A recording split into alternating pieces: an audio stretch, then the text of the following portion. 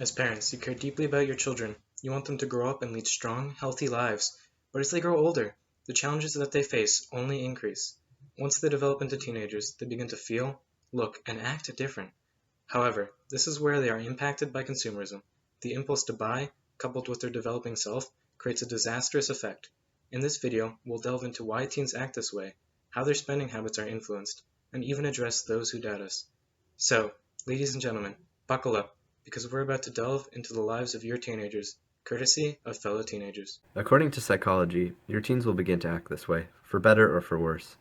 They are entering Erik Erikson's fifth stage of psychological development, years 12 through 18, where they encounter identity versus role confusion. Your kids attempt to find a balance between what groups they fit in with and what their role in society is, thinking that they know the best for themselves. Even though they may be wrong, pressuring them only causes further rebellion. In your place, your children go to their friends for advice. Be it solace or shopping, they heavily trust their peers. Their belief in the opinions of others is so steadfast that an imaginary audience is created, shadowing them everywhere. They think that the identity created by their imaginary perceptions of others is their own. Yet, because their insight on other people's opinions of them are always changing, so is their identity. This is how they become vulnerable, as your teens are reaching out to grab anything and everything deemed acceptable by themselves. But, in reality, it's the views of others. You've seen how your teens are made vulnerable by the search for identity, and now we'll show you just how companies profit off of this vulnerability. Marketing off of your teens is ridiculously simple, since your teens want to both fit in and define themselves and their success and popularity by what they own. Apple used this method when pushing their early iPods. On their website, they had a neon background with a black silhouette of a teen dancing with the iPod, and the question, which iPod are you? Now, here, Apple overtly blended identity into the marketing of this product, suggesting that there was an identity to be had when purchasing an iPod. And judging by the widespread use of Apple products today, it's evident that this tactic works. Your teens also hold insecurities about their physical identities. Advertising today targets the body type and clothing choice of teens, both male and female. Marketers go so far as to create masculine and feminine identities for teenagers to exude, a process called caricaturing. You have Mook, the masculine identity, the tough muscular guy who is crude, loud, and obnoxious and stars in many reality TV shows. Then you have Midriff, the premature adult female who flaunts her femininity and embodies all the cliches. People like Britney Spears and Lindsay Lohan embody the midriff. And do these methods work? Teenage girls spend over $9 billion a year on makeup and skin products alone. 57% of teens say they're saving for clothes. They want to buy their way to perfection, or at least what companies tell them perfection is. Most teens seek advice from other teens. Research has shown that 81% of teen girls look to their friends and peers for the latest trends. This helps spread the belief that identity is defined by what you own. Even in films reflecting high school life, these aspects are clearly shown. In Mean Girls, a contemporary film about high school, the popular girls at lunch only eat salad and only drink either Perrier or Diet Coke. In the public eye, they're showing an effort to try and be skinnier. Whatever clothes these girls wear, the other girls copy, showing the notion of buying to fit in.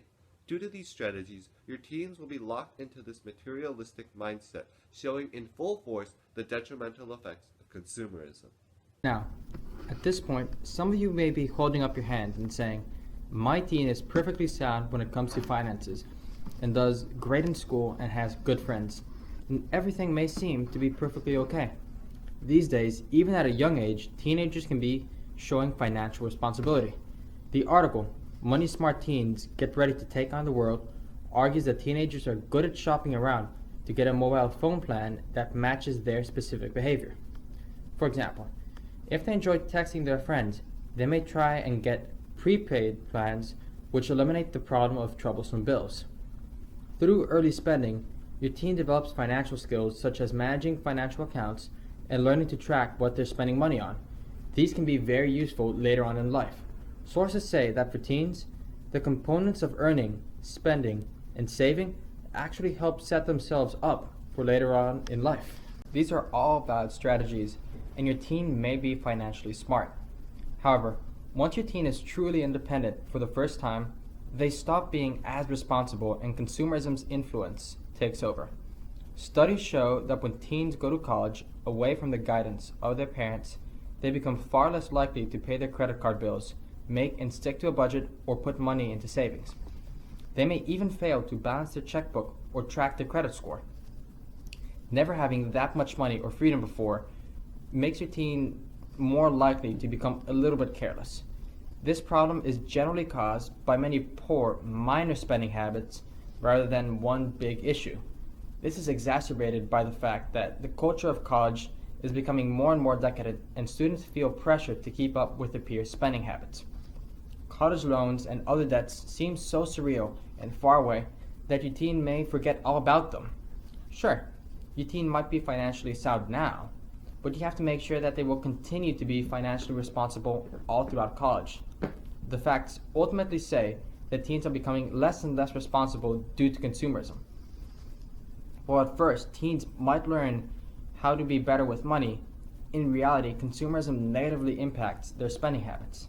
Phil Schumann, the director of the Financial Literacy Program at the University of Indiana, sums it up quite well.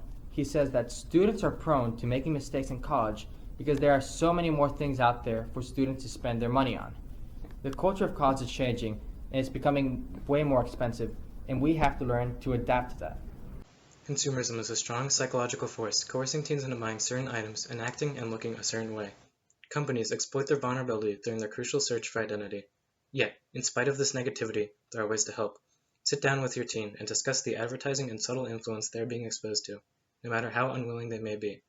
Stay supportive of them, and teach them to accept themselves based on who they are and not who the media tells them they should be.